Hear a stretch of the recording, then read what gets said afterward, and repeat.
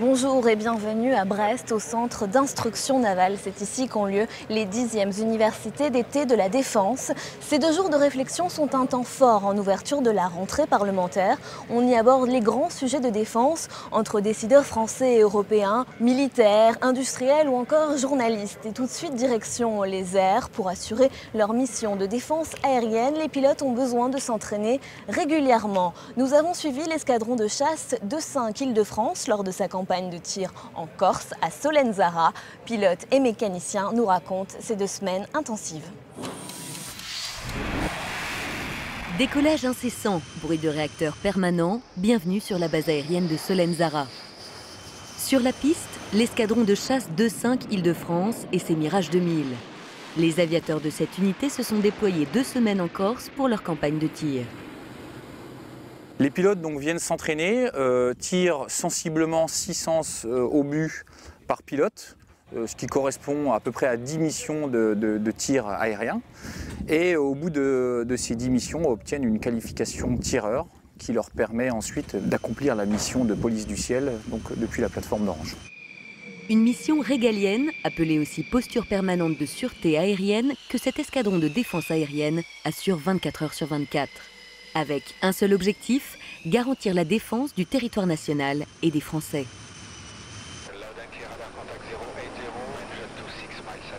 Pendant cet exercice annuel, les pilotes effectuent des passes de tir canon au-dessus de la mer sur des cibles tractées par des Alpha Jets. À leur retour, pistards et armuriers doivent tenir la cadence.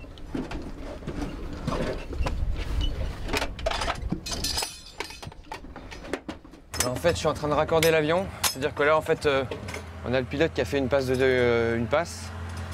Et en fait, on estime qu'il n'y a plus assez d'obus dans la caisson pour pouvoir faire un 2e tour.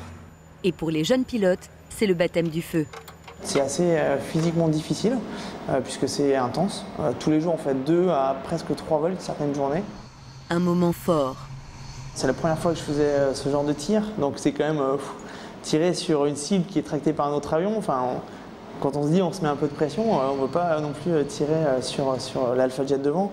Donc non, ça restera un souvenir très marquant dans ma vie et dans ma carrière. À l'issue de ces 300 heures de vol, 19 Mirage 2000, 46 pilotes, 130 mécaniciens ont été déployés et 22 000 obus délivrés. Toujours au centre d'instruction navale de Brest, nous sommes avec le sénateur Philippe Paul. Bonjour. Bonjour.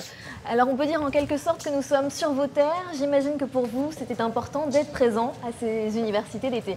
En effet, on est sur mes terres et pour moi, c'est extrêmement important de participer à cette université d'été, comme tous les ans d'ailleurs. C'est toujours avec beaucoup de plaisir que j'y participe. Et quel type d'informations vous venez chercher ici pendant ces 2 jours ? L'avantage de l'université de la Défense, c'est que ça nous permet, nous, sénateurs, membres de la commission ad hoc, de rencontrer nos collègues parlementaires de l'Assemblée nationale, ainsi que toutes les autorités militaires, tous corps confondus, plus les industriels. Et ça nous permet d'ajuster, si l'on veut, si on a besoin, nos analyses en matière de défense et déterminer ensuite les besoins dont la défense a besoin pour assurer pleinement ses missions. Merci monsieur le sénateur, on va vous laisser reprendre. Et vous en avez peut-être entendu parler des antennes chirurgicales. Il y en a une actuellement déployée en Jordanie. Elle vient en aide aux réfugiés syriens. Comment ce type de structure fonctionne? Regardez. L'antenne chirurgicale aérotransportable permet la réanimation et le soin des blessés très rapidement, tout en étant au plus près de la zone des combats. Elle participe ainsi au soutien du combattant. Bon, allez. Qu'est-ce qui s'est passé ? La France est la seule nation à disposer d'une si petite entité chirurgicale déployable. Constituée de 12 hommes, elle peut être soit aérotransportable, soit aérolargable avec son matériel et son personnel.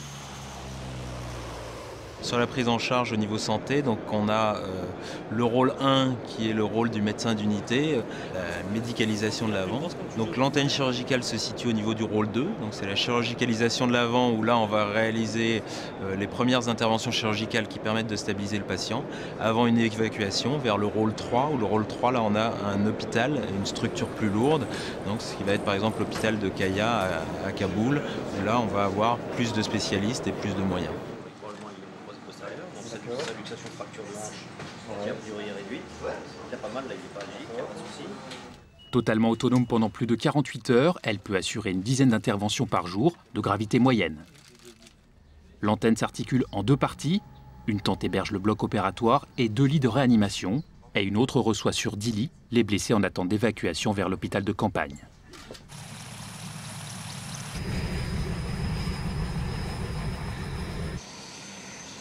Le service de santé des armées dispose de 4 antennes aérotransportables et de 2 antennes parachutables, prêtes à être projetées en opération partout dans le monde en moins de 48 heures. Actuellement, on a une antenne chirurgicale au Tchad. Le personnel d'antenne se relève tous les 3 mois.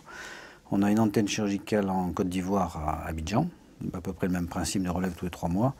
Et on a aussi une antenne chirurgicale qui est à Kaboul, insérée dans le gros hôpital où elle constitue une partie du personnel en travaillant essentiellement au bloc opératoire. Ces antennes peuvent être déployées sur n'importe quelle infrastructure. On parle alors d'éléments chirurgicaux embarqués, par exemple à bord d'un bâtiment de commandement et de projection de la Marine nationale. C'est l'occasion unique de découvrir un concentré de technologie. Un armement de sabord type mitrailleuse légère, 7,62. On a plus de temps sur zone, on va faire jusqu'à 3 heures sur zone. Ces 2 jours sont aussi l'occasion de découvrir du matériel de pointe comme la frégate multimission Aquitaine sur laquelle nous nous trouvons. Ce bâtiment est le fruit d'un programme franco-italien et peut notamment accueillir l'hélicoptère Caïman que vous voyez derrière moi. Et maintenant, nous allons rencontrer des jeunes passionnés de plongée. La formation subaquatique du lycée Simone Veil de Conflans-Sainte-Honorine prépare chaque année une dizaine d'étudiants au métier de plongeur démineur de la Marine nationale. Un reportage en eau profonde.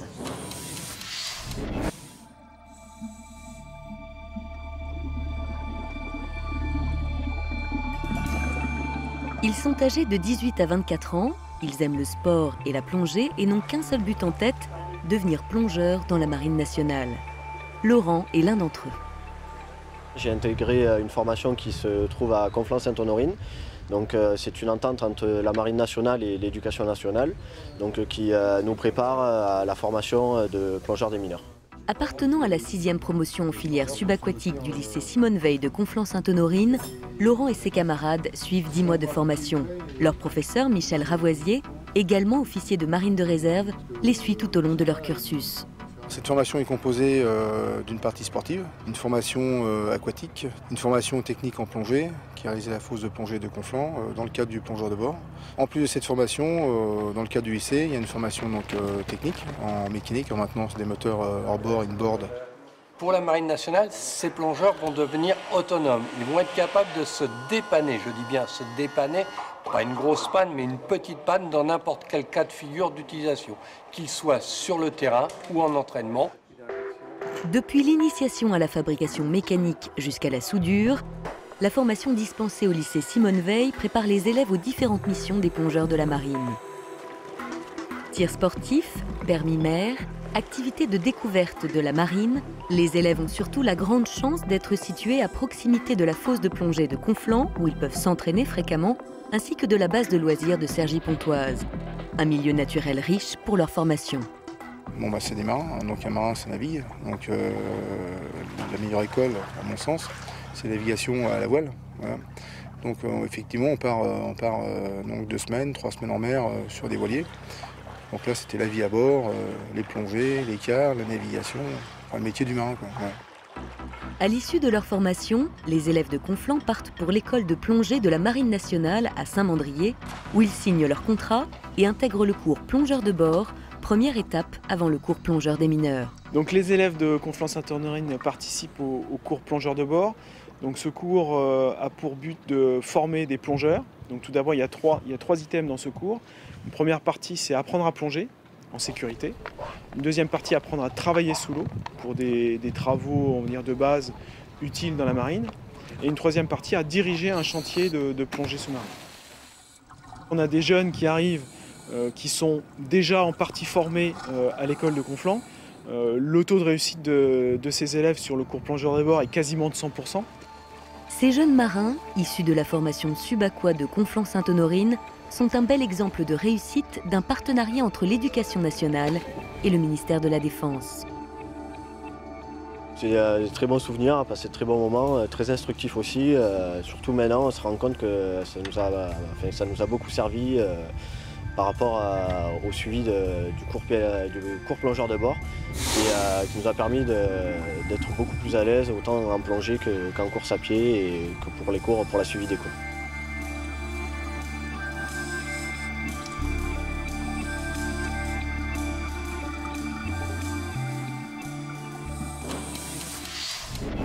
C'est une bonne arme en fait ça.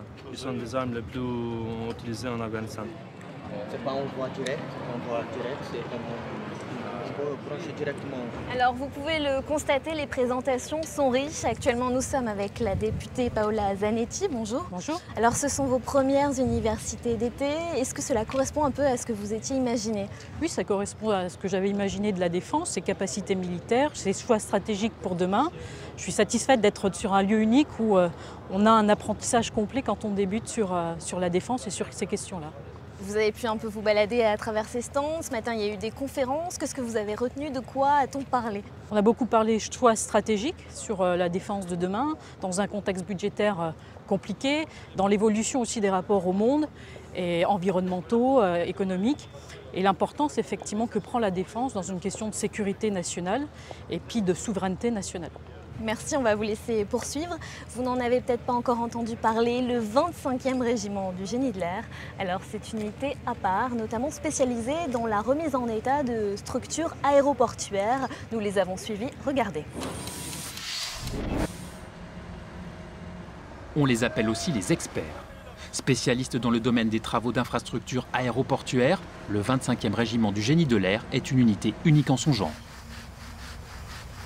On est un régiment de terrien au service de l'armée de l'air. Notre spécificité, c'est de répondre aux besoins opérationnels pour tout ce qui est plateforme aéronautique, donc aux besoins opérationnels de l'armée de l'air.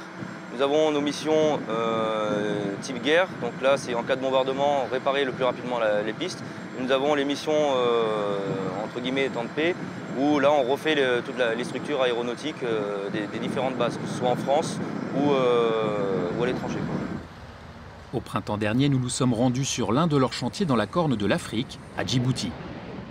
Au programme, la réfection du parking gros porteur de la base aérienne des forces françaises, l'équivalent de 6 terrains de foot, 20 000 m3 de béton seront utilisés. Sur le parking, ils sont 40 à œuvrer. Différentes spécialités se croisent, comme des conducteurs d'engins, des mécaniciens, mais aussi des opérateurs topographes.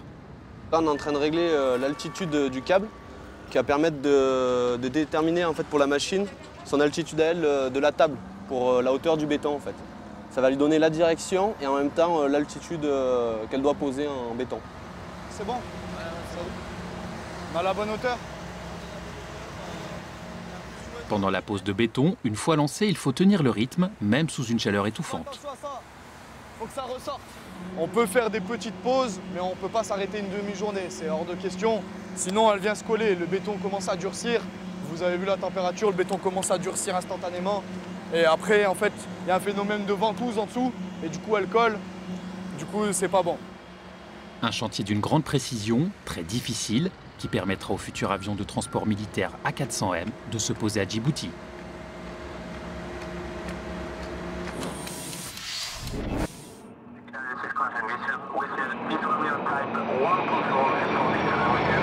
Les embarcations très rapides pour commandos et tracos surgissent de manière instantanée de l'horizon. L'ensemble des commandos va pouvoir prendre l'assaut du navire.